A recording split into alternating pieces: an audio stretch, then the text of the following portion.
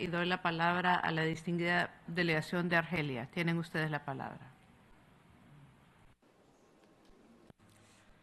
Madam President, the relationship between population and development is increasingly evident.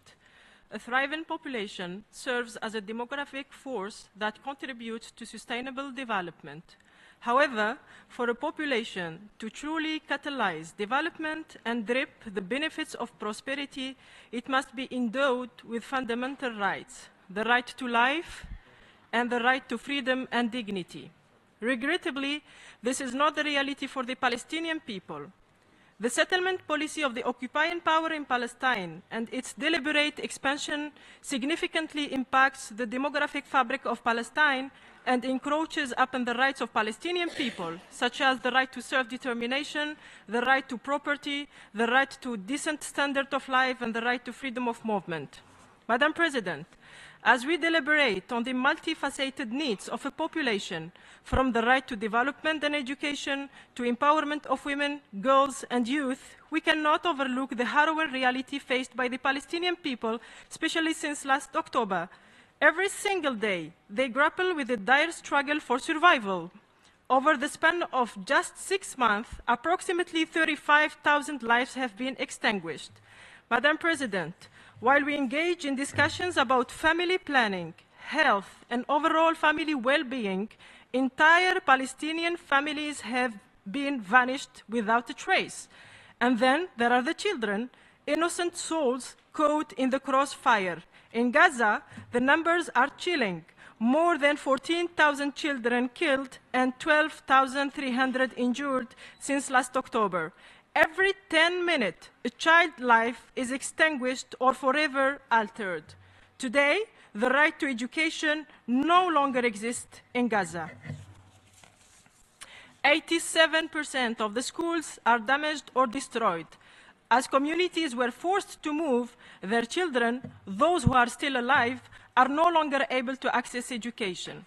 Madam President, as we deliberate on the critical imperative of reducing mortality rates, let us not lose sight of the grim reality.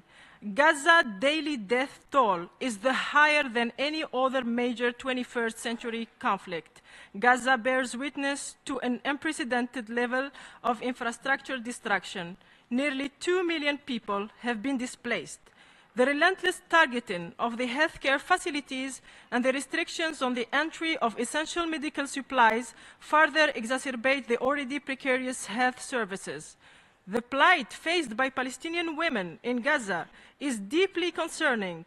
More than 15% of the estimated 5,500 women who give birth each month confront life-threatening complications due to inadequate health care.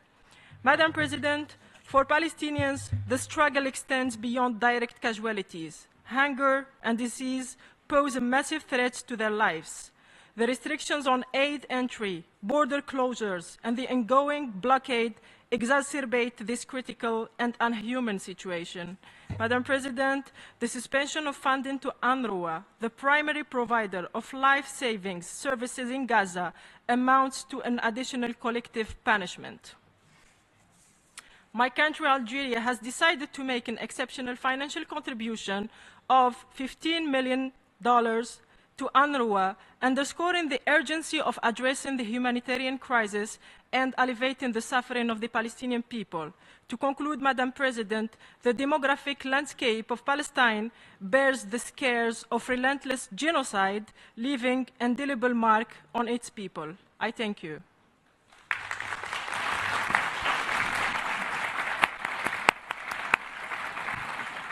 Agradezco a la distinguida representante de Argelia.